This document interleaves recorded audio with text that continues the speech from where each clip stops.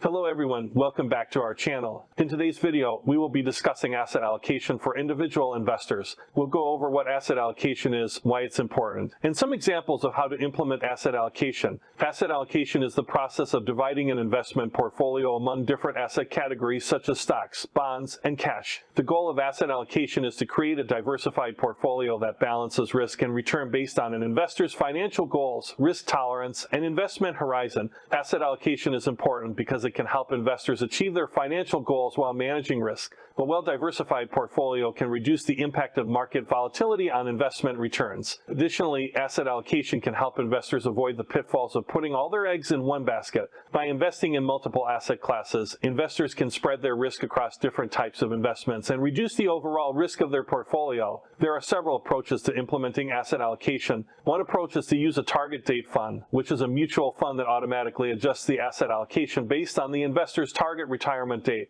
Another approach is to use a balanced fund, which is a mutual fund that invests in a mix of stocks, bonds, and cash. A third approach is to create a custom portfolio by selecting individual investments that meet the investor's asset allocation goals. When creating a custom portfolio, investors should consider their financial goals, risk tolerance, and investment horizon. A common rule of thumb is to subtract the investor's age from 100 to determine the percentage of the portfolio that should be invested in stocks. For example, if an investor is 30 years old, they should allocate 70% of their portfolio to stocks and 30% to bonds and cash. Investors should also consider diversification within each asset class. For example, within the stock portion of the portfolio, investors should consider investing in different sectors, such as technology, healthcare, and consumer goods to further diversify their portfolio. To sum up, asset allocation is the process of dividing an investment portfolio among different asset categories. It is important because it can help investors achieve their financial goals while managing risk. Thank you for watching, and please leave your comments and questions below. Don't forget to like and subscribe to our channel for more content.